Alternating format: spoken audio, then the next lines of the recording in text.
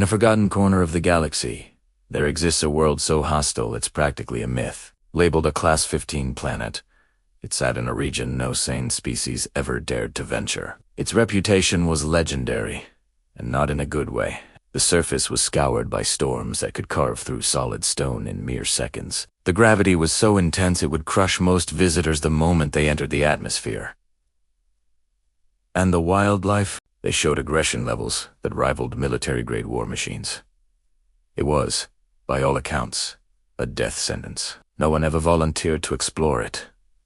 No one, that is, except humans. Galactic Command, with a mix of morbid curiosity and grim expectation, deployed a human survey team. Honestly, they expected failure. They pretty much assumed the planet would vaporize the team on impact.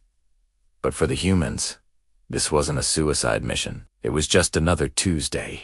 They treated the assignment as a routine field test, a chance to push their gear to the limit. They landed with reinforced suits and a healthy dose of what they called baseline caution. Immediately, the environmental readings went off the charts, spiking beyond anything the sensors were designed to measure. But the team didn't flinch. They just advanced, stepping out onto the deadliest rock in the known universe without a moment's hesitation. This is where that peculiar, Earth-born adaptability kicked in. They started adjusting their gait, compensating for the crushing gravity strain. You could see their advanced suits bending under the immense pressure, groaning and creaking.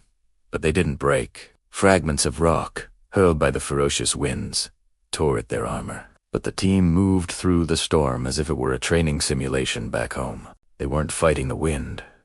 They were flowing with it. Then came the wildlife. Massive, terrifying creatures charged with full predatory force, intent on tearing them apart. The humans, however, countered with remarkable restraint. Their mission wasn't to conquer.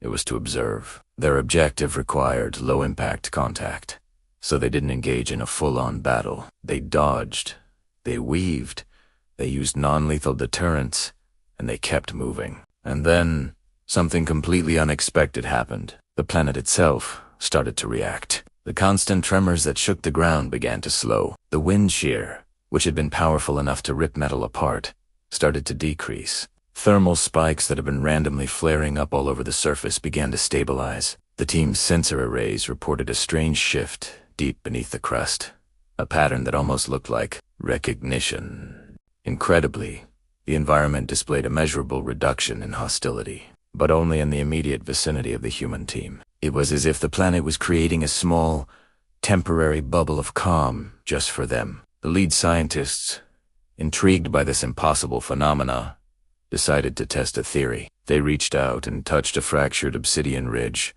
a jagged formation of black volcanic glass. The moment their glove made contact, the seismic readings dipped again. The ground grew a little calmer. They repeated the action at several other points, touching different rock formations, placing a hand on the planet's tormented surface. Each time, the world eased its pressure. It was like a wild, cornered animal slowly realizing you weren't there to hurt it. The planet seemed to be responding to a gentle presence, not brute force. This anomaly didn't go unnoticed. Long-range monitors, light years away at Galactic Command, started documenting the impossible.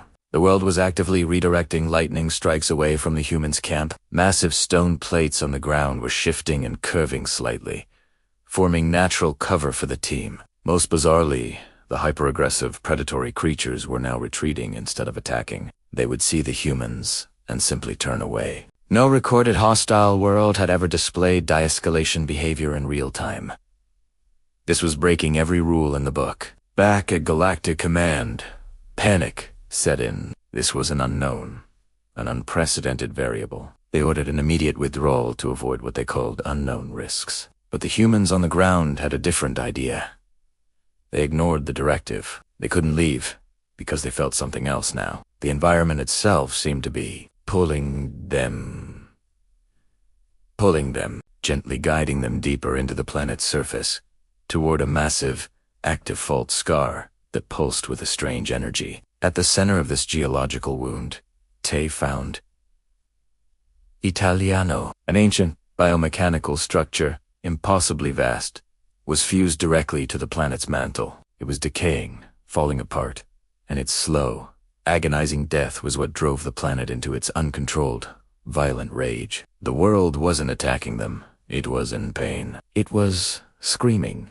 Without a second thought, the humans entered the structure. What they did next was pure, unadulterated human ingenuity. They stabilized failing energy conduits using improvised materials they had on hand. They braced collapsing support beams with field rigs that were originally designed for spacecraft repairs. The temperature extremes inside the structure were so intense that any non-human species would have been incinerated instantly. But the team, protected by their suits and sheer force of will, continued their work. They pushed through the heat, the radiation, and the crushing pressure until the system readings from the ancient machine flattened out into stable, healthy lines.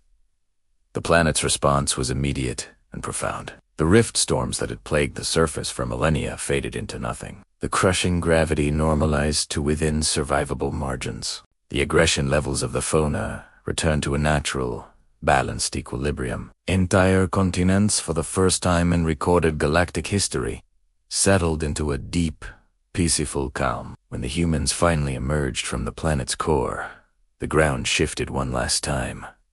But it wasn't with hostility. It was with something that felt like gratitude. The surface itself reformed, shaping a smooth, clear path that led them directly back to their landing site. And as they walked, the very rock and earth above them curved into a protective arch, shielding them until they were safely aboard their shuttle. Galactic Command had been bracing for a report of total destruction.